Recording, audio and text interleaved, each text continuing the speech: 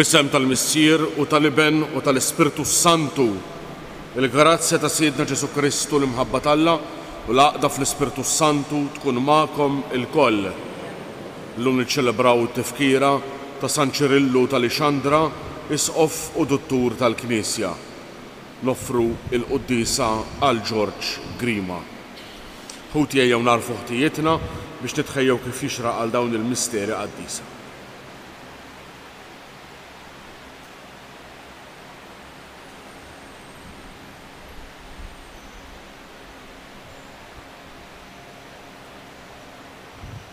Ħenna lina mulej,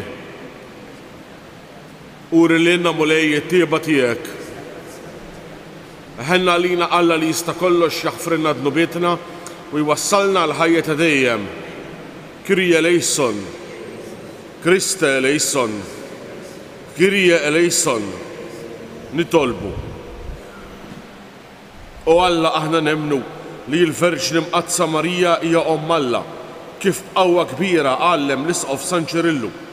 Għamel li niksbu s-salvazzjoni ta' dejjem bis-saħħa tal-inkarnazzjoni ta' Kristu ibnek li hu Alla u li miegħek jgħix bisaltan flimkien mal-Ispirtu Santu għal dejjem ta' dejjem.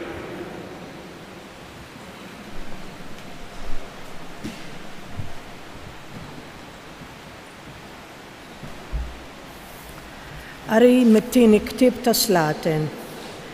Jehoiakin kellu 18 sena meta sar sultan u dam isaltan 3 xhur f'Ġerusalemm. Ommu kien jisimha Nehusta bint Elnatan minn Ġerusalemm. Huwa għamel il-ħażin quddiem il-mulej bħal dak kollu li għamel missieru. F'dik il-ħabta il-qaddejja ta' Nabucodonosor, sultan ta' Babilonja, telgħu għal Ġerusalemm u l-belt għalquha f'assedju. Nabucodonosor resa huwa wkoll għall-belt, waqt li l-qaddejja tiegħu kienu qegħdin idawruha minn kull imkien. Imbagħad Jehoiakin, sultan ta' Ġuda, mar quddiem is-sultan ta' Babilonja u ommu, il-qaddejja tiegħu u l-kbarat u l-fizzjali tiegħu. U s-sultan ta' Babilonja qabdu priġunier fit-tmiem sena tas-saltna tiegħu. Dan ġar minn hemm it-teżori kollha tat-Tempju tal-Mulej u t-teżori tal-Palazz tas-Sultan u farrak it-tagħmir kollu tad-deb li Salamun, sultan ta' Iżrael, kien għamel fit-Tempju tal-Mulej.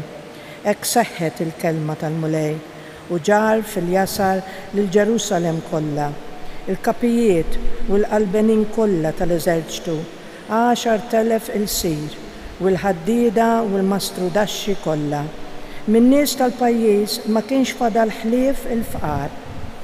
U ġar fil-jasar f'Babilonja lil Jehoiakin, lill-omm is-sultan, in-nisa tas-sultan, il-fizzjali tiegħu, il-kbarat tal-pajjiż, ħadhom fl-eżilju minn Ġerusalemm f'Babilonja.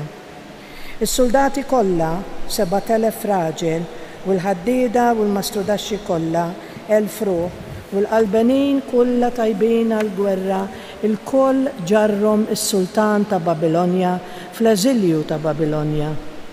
Minflok Jehoiakin, is-sultan ta' Babilonja, għamel sultan lil Mattanija, Tzjuh, u bidillu ismu f'Sedekija. Il-kelma tal-Mulej. Mulej eħlisna u ħfrilna dnubietna minħabba l-isem tiegħek. Mulej eħlisna u ħfrilna dnubietna minħabba l-isem tiegħek. O Alla, daħlu l-ġnus furtek, nitsu t-tempju mqaddes tiegħek, għamlu l-Ġerusalemm ħerba waħda. Taw l-iżma tal-qaddejja tiegħek bikel lit-tjur tal-ajru, taw laħam ħbibek lil-bejjem tal-art. Mulej eħlisna u ħfrilna dnubietna minħabba l-isem tiegħek. Xerdulhom demmhom bħal ilma madwar Ġerusalemm u ma kienx hemm min jidfinhom. Waqajna għaċċajt mal-ġirien tagħna, għad-daħ u żebblieħ għal ta' madwarna. Mulej, għal dejjem se tibqa' nkurlat magħna, se tibqa' mkebbsa bħan-nar il-ħeġġa tiegħek. Mulej eħlisna u ħfrilna dnubietna minħabba l-isem tiegħek. Tiftakrilniex il-ħtijiet tal-imoddi fit-texejja u l-qana biħnintek għax ninsabu mifnija għall-aħħar. Enna u Alla Salvatur tagħna fġieħ is-seb tal-isem tiegħek eħlisna waħfrilna dnubietna minħabba l-isem tiegħek. Mulej eħlisna waħfrilna dnubietna minħabba l-isem tiegħek. Alleluja, alleluja, alleluja. Jekk xi ħadd iħobbni iħares kelmti jgħid il-mulej u missieri jħobbu u aħna niġu għandu. Alleluja.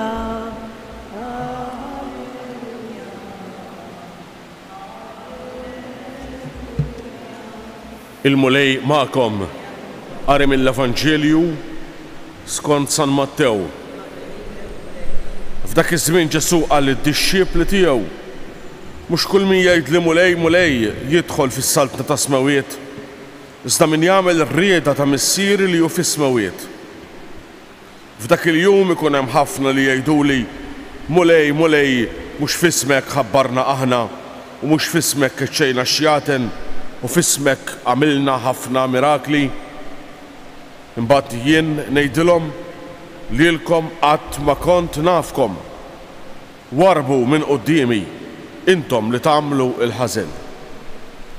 Għalhekk kull min jisma' dan kliemi u jagħmel li qiegħed ngħid jien isir jixbaħ lil bniedem għaqli li bena daru fuq il-blat. Niżlet ix-xita ġew il-widien qamu l-irwiefen u ħabtu fuq dik id-dar. Iżda ma ġarfitx għax kellha s-sisien tagħha fuq il-blat. Imma kull min jisma' dan kliemi u ma jagħmilx li qiegħed ngħid jien isir jixbaħ lil bniedem iblaħ li bena daru fuq ir-ramel. Niżlet ix-xita ġew il-widien qamu l-irwiefen u ħabtu fuq dik id-dar u ġarfet u kbira kienet il-qerda tagħha. Ġara li meta Ġesu temm dan id-diskors in-nies baqgħu mistaġba bit-tagħlim tiegħu għax hu kien jgħallimhom bħal wieħed li għandu s-seta' u mhux bħal kittieba tagħhom. Il-kelma tal-mulej tal-im tal-Evanġelju nitnat. Allura l-Evanġelju tal-lum jitkellem dwar ir-rieda ta' Alla li il-bniedem għaqli jobdi ir-rieda ta' Alla, jobdi il-kelma ta' Ġesu Kristu. U allura mhux kull min jgħid li mulej jidħol fis-saltna ta' Alla jgħid Ġesu, ma min jagħmel ir-rieda ta' missieri. Hija importanti tgħin għaliex il-relazzjoni tagħna ma' Alla mhijiex mibnija fuq xi reliġjożità, fuq xi devozzjoni u affarijiet bħal dawn. Imma r-relazzjoni tagħna ma' Alla hija mibnija fl-ubbidjenza lejn il-liġi tiegħu. L-ubbidjenza lejn il-liġi ta' Alla, lejn il-kelma ta' Ġesu Kristu. Dawk li ma jwettqux din il-kelma, Ġesu jgħidilhom din is-sentenza terribbli tremenda. Lilkom qatt ma kont nafkom. Lilkom qatt ma kont nafkom.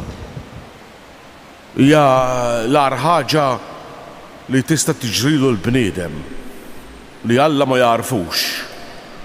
Ġifieri li m'hemmx ġbija ta' Alla fih li huwa fil-mewt. X'trid jgħid il-Vanġelu tal-lum allura? X'inhu dak li jagħmel lill-bniedem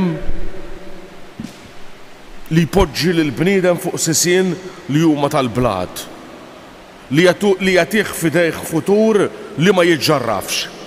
It-twettiq tar-rieda ta' Alla, l-ubbidjenza lejn ir-rieda ta' Alla. U allura din hija xi ħaġa li llum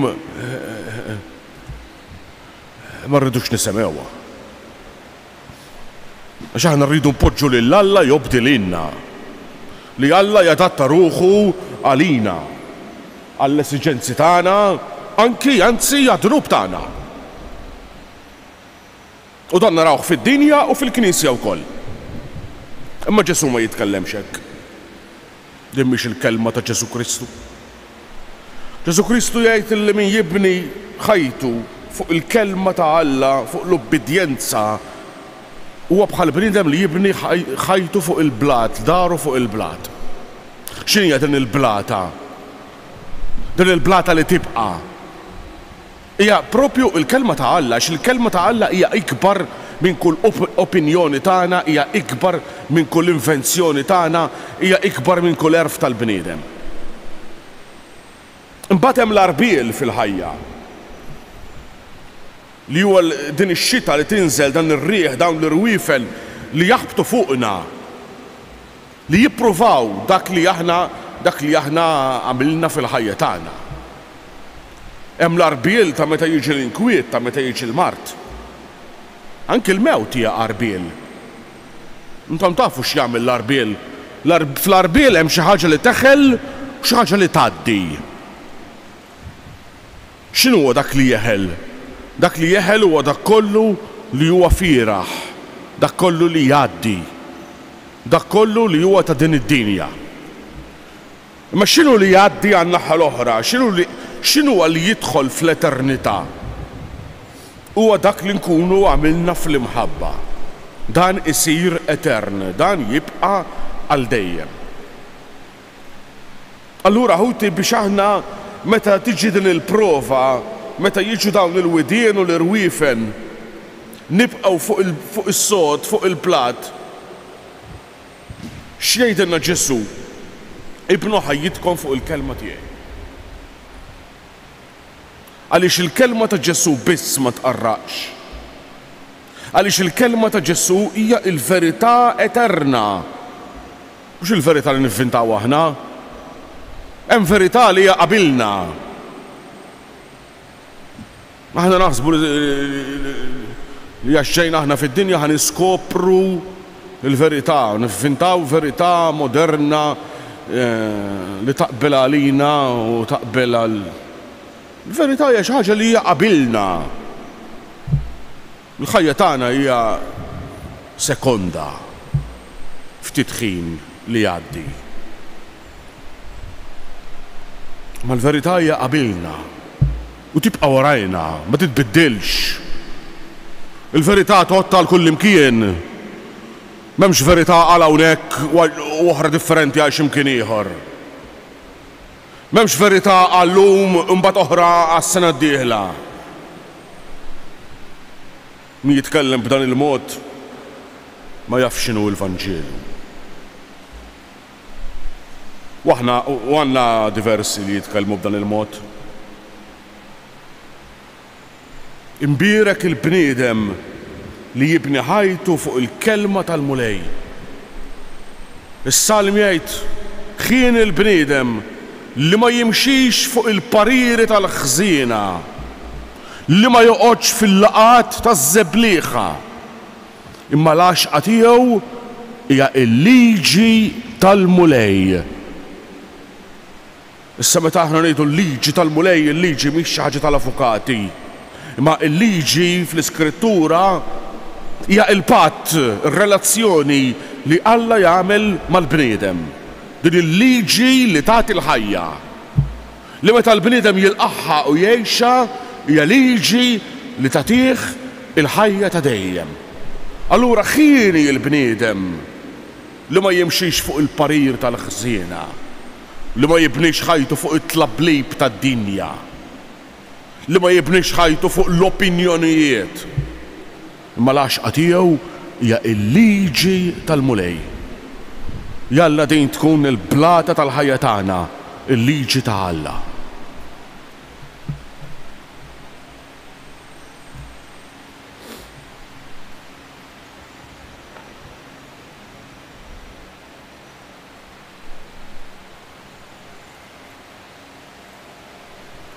U tjejjew nresqu t-talb tagħna quddiem il-missier biex il-mulej jħenna għalina u jagħtina dak li neħtieġu.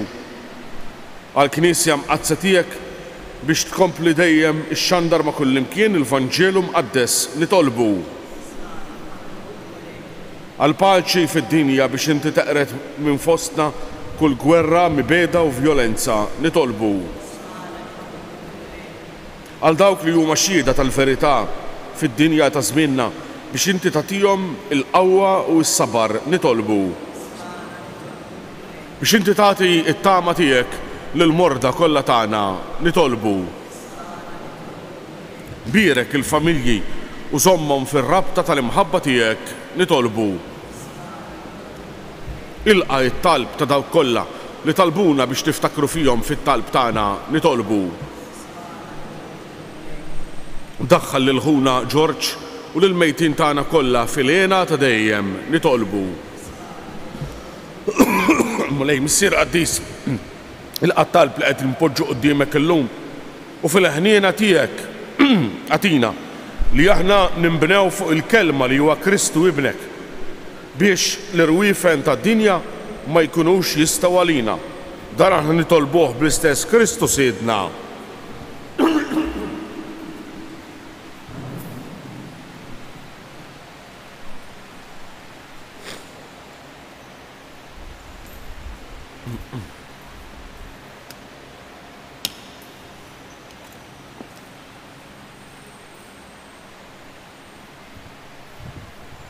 Imbierek int mulej Alla tal-ħolqien kollu għax fit-jubitek tajtna l-ħobs li qed nofrulek frott tal-art u xogħol il-bniedem li minnu jsir għalina l-ħobs tal-ħajja.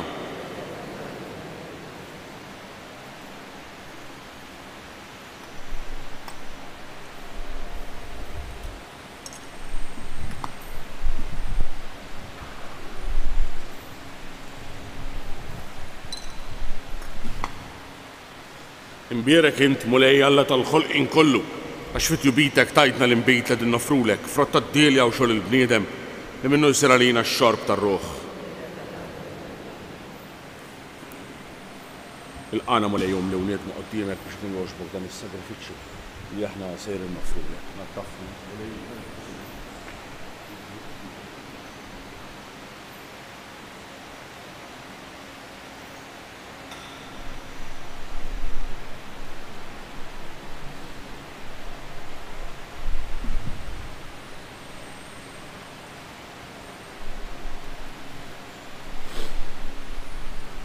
Itolbu ħuti biex is-sagrifiċċju tiegħi tagħkom ikun jogħġob lil Alla l-missier li jista' kollox.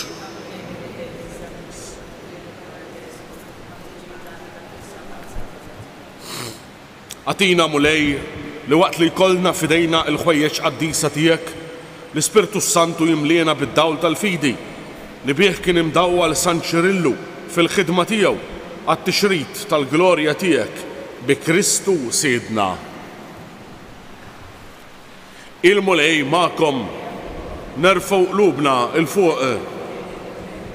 Nisuħajr lil-mulej Alla tagħna.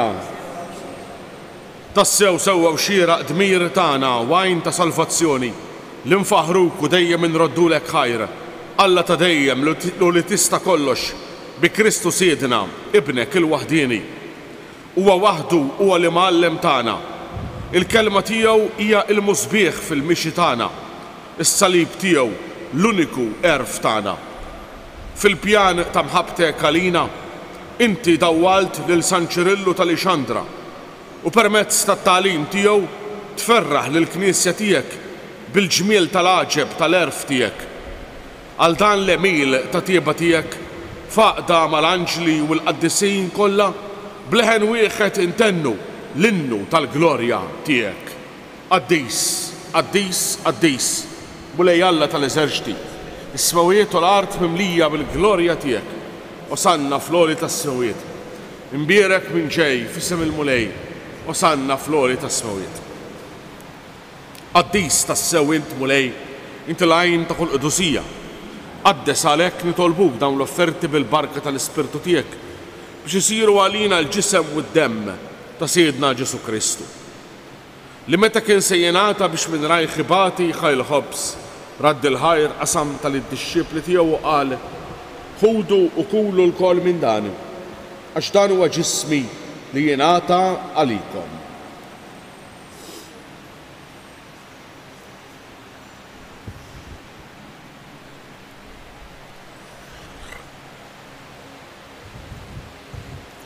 Ekku kol wara li klaħ l-kalċi reġa' radd il-ħajr tal-disċipli tiegħu u qal ħudu xorbu minnu l-koll għax dan huwa l-kalċi ta' demmi tal-patt il-ġdid li jibqa' l-dejjem. Id-demm li jxarred għalikom u għall-bnedmin kollha għal maħfra ta' dnubiet. Għamlu dan b'tifkira tiegħi.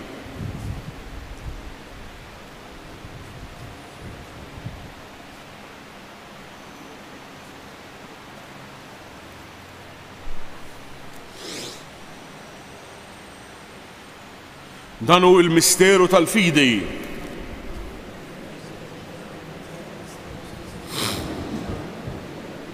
Għalhekk aħna nagħmlu dan b'tifkira tal-mewt u l-qawmien ta' Siedna Ġesu Kristu. Nofrulek mulej il-ħobs tal-ħajja u l-kalċi tas-salvazzjoni u nroddulek ħajra xogħġbok tilqana hawn quddiemek biex taqduk. U miċ-ċokontana nitolbu li l-Ispirtu Santu jaqadna f'ġisem wieħed li nar nieħdu semm il-ġisem u d-demm ta' Kristu. Ftakar mulej fil-Knisja tiegħek imxarda mad-dinja kollha u taqaf fl-imħabba flimkien mal-Papa Franġisku mal-isqof tagħna Antonnu mal-Ministri tiegħek kollha. Ftakar ukoll f'ħutna li raqdu bit-tama tal-qawmien. Ftakar fil-mejtin kollha. Daħħalhom quddiemek fid-dawl tas-sebħ tiegħek. Ħenna lina l-koll nitolbuk. Għati lilna wkoll il-wirt tal-ħajja ta' dejjem flimkien mal-Verġ l-Imqazza Alla Marija ma' żewġa San Giuseppe mal-Apostli u mal-Qaddisin kollha li għexu fil-ħbiberija tiegħek sa mill-bidu tad-dinja. Għamel li magħhom infaħruk u nsebħuk b'Ġesu Kristu Ibnek. Bi Kristu, ma' Kristu u fi Kristu.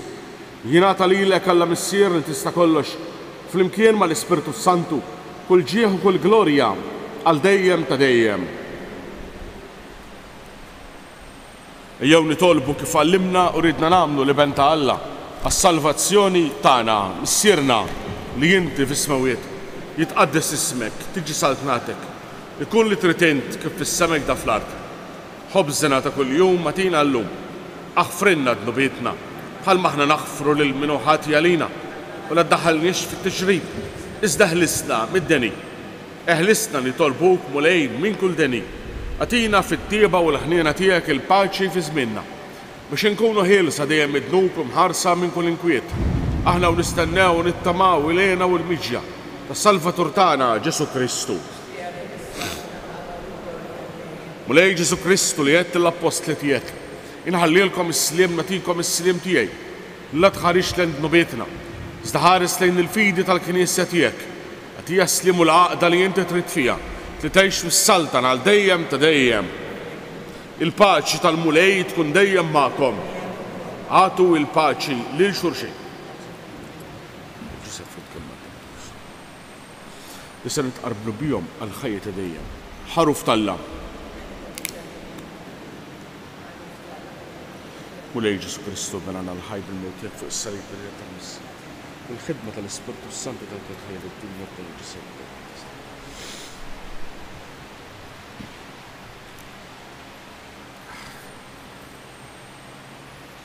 Danu l-ħaruf tal-Alla, danu li jneħħi dnubiet tad-dinja. Ħen jien dawk li huma mistiedna l-ikla tal-ħaruf. Ġisem Kristu.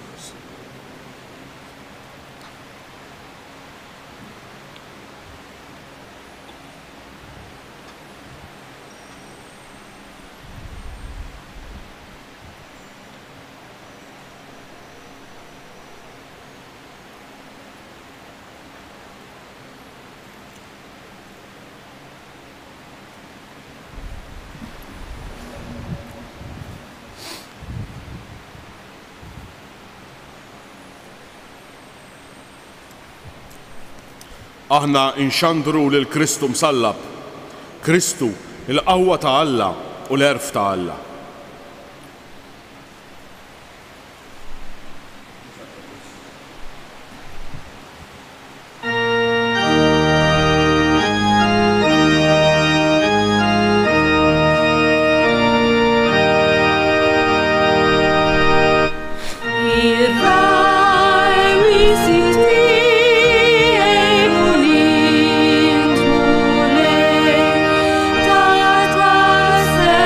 Ni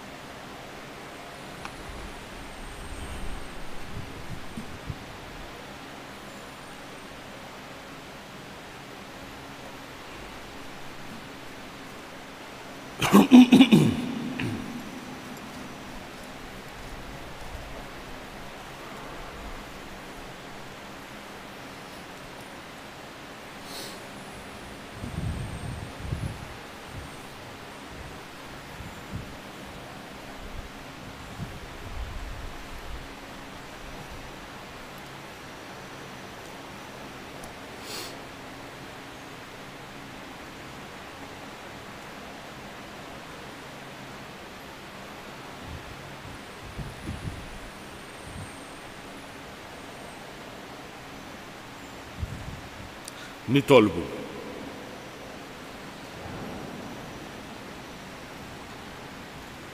Issa li qawwejtina mulej bl-ikel tas-sema, fiċ-ċokontana nitolbuk biex kif wissiena San Ċirillu qatt ma nieqfu nroddulek ħajr għad-doni li jogħġbok tatina bi Kristu Siedna. Il-mulej magħkom.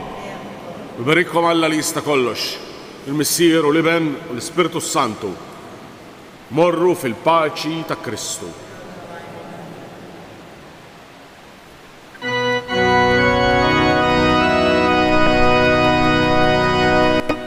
Madonna